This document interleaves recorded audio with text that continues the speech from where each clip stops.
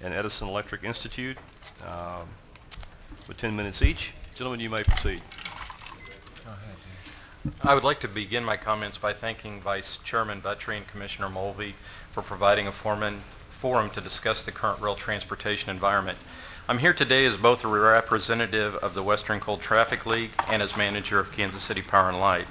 As an organization, WCTL members transport roughly 140 million tons per year of PRB coal that originates on the Union Pacific in the Burlington Northern Santa Fe. In the board's notice regarding this meeting, you asked that views and information about issues relating to the efficiency and reliability of rail transportation and the resources critical to the nation's energy supply be shared. WCTL has supplied written comments to the board on this issue, and I would like to supplement those comments with a few of my own observations about the industry. Like most people in this room, I could tell you about the importance of the coal in meeting the country's increasing energy needs, the plans by utilities to invest hundreds of billions of dollars in generating and transmission assets, and the obviously critical role that reliable and economic rail transportation service plays in this process. I could also recount sleepless nights trying to find ways to keep generating facilities from running out of coal over the last few years, recommendations to management to spend tens of millions of dollars on new rail cars to make up for erratic rail performance, multi-million-dollar investments in coal unloading facilities and track improvements, and increasing shipper frustration associated with rail service, quality, and rate increases. On the other hand, I could also talk about the respect and friendships I have developed with many of my counterparts with the carriers.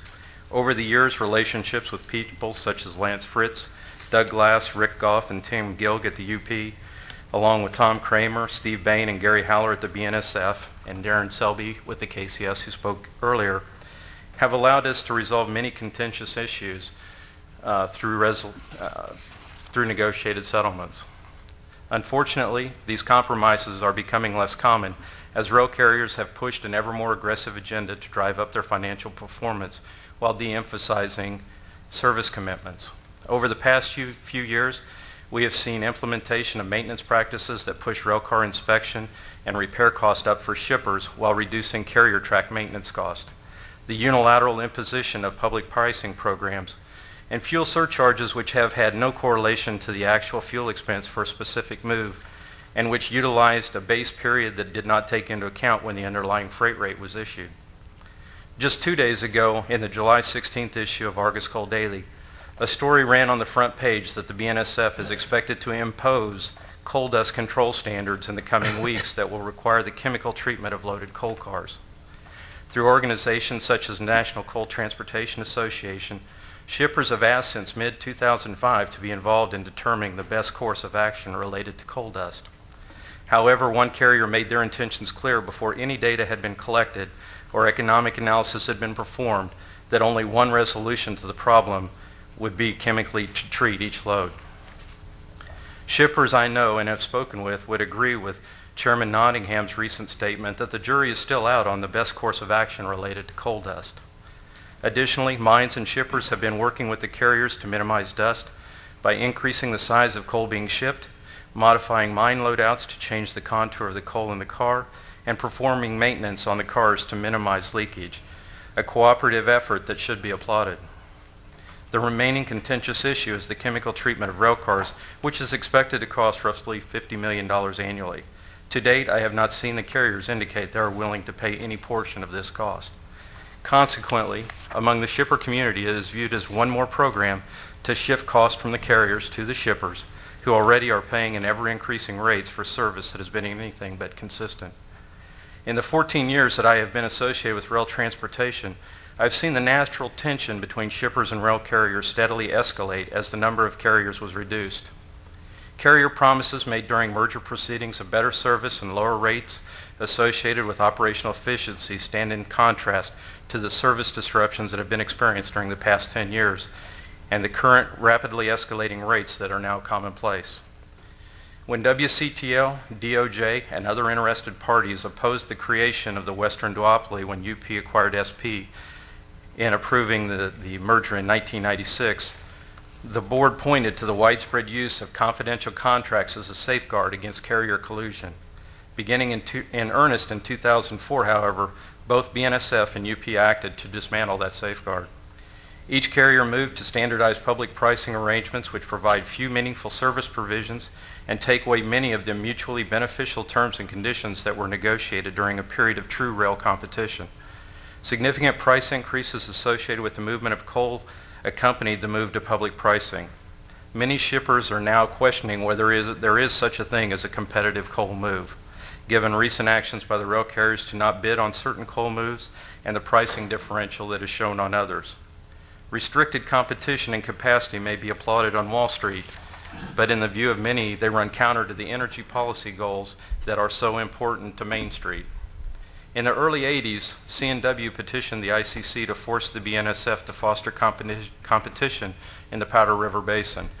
Despite the BNSF's claims that competition in the PRB would lead to a decline in capital investment and future ability to meet growing demand, the ICC granted the C&W's request, and now we have the busiest rail corridor in the world. When UP felt it was not getting even-handed treatment when it came to PRB loading slots in the 90s, it proposed to go to the STB to review the joint operating agreement, and we now have representatives from both carriers working in the same location to promote system fluidity.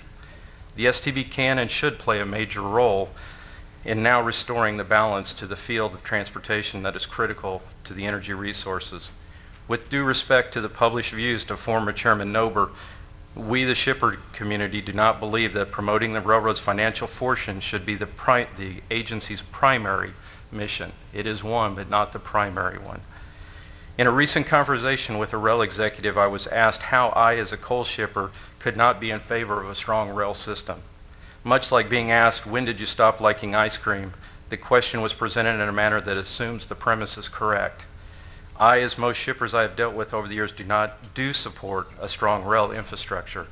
Rail carriers are the lifeblood of a coal-burning utility, and our success, much like that of the nation itself, is dependent upon a strong, thriving rail industry.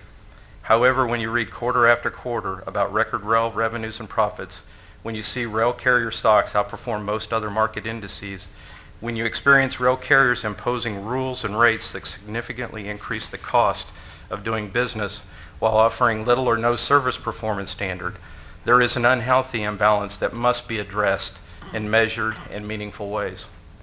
I don't believe enabling a concentrated rail industry to provide monopoly rates without meaningful service provisions is what Congress had in mind when it deregulated the railroads.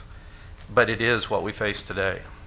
I respectfully submit that the board can and should do more to protect the public from abuses and engage in proactive rail service reliability oversight and establish reasonable rail reliability standards. I thank you for the time to come and present my views. Thank you, sir, very much. Good morning, Mr. Vice Chairman Buttry and Board Member Mulvey, and the sympathy of the Edison Electric Institute family goes out to Chair Nottingham as well. I am Charles Linderman, Director of Energy Supply Policy at the Edison Electric Institute, on whose behalf I appear this morning. EEI is the Association of U.S. shareholder-owned electric companies, whose members serve 95% of the ultimate customers in the shareholder-owned segment of the industry, and represents approximately 70% of the U.S. electric power industry. We appreciate the board's willingness to conduct this field hearing today on the subject of rail transportation of resources critical to the nation's energy supply. This morning, of course, I intend to address issues related to the transportation of coal, which is used to generate over half of the electricity consumed in the U.S., and the vast majority of which is transported by rail. But I will also address two other rail-transported goods that are similarly essential to electricity generation: limestone and ammonia. Without these two commodities, the power sector would be unable to run our emission control equipment, such as flue gas desulfurization, or FGD, and selective catalytic reduction, SCR systems, in accordance with prevailing environmental standards. Failure to comply with these requirements carries the threat of not only civil and criminal liability, but also of potential prison time for violations for senior executives.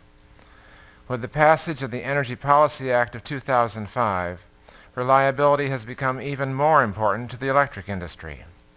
Reliable service has always been a key part of every electric utility's mission, but with the restructuring of the North American Electric Reliability Corporation, NERC, and the potential imposition of penalties for deviations from industry's performance standards, as well as with the Federal Energy Regulatory Commission, FERC, backing up NERC in enforcing its standards, electric reliability has become mandatory as a matter of federal law. This helps explain the increased emphasis on reliability of coal transportation that you see expressed in the written filings for this proceeding from the electric industry.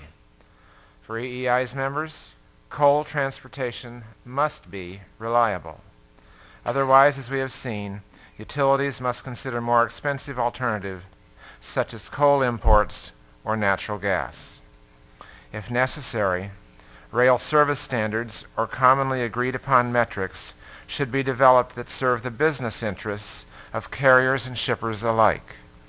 We suggest that an early assignment for the Rail Energy Transportation Advisory Committee, and let me say we were gratified by yesterday's decision and statement, could be consideration of consensus national rail reliability standards, not unlike what the North American Energy Standards Board develops for both gas and electric utilities and forwards to the FERC for its approval.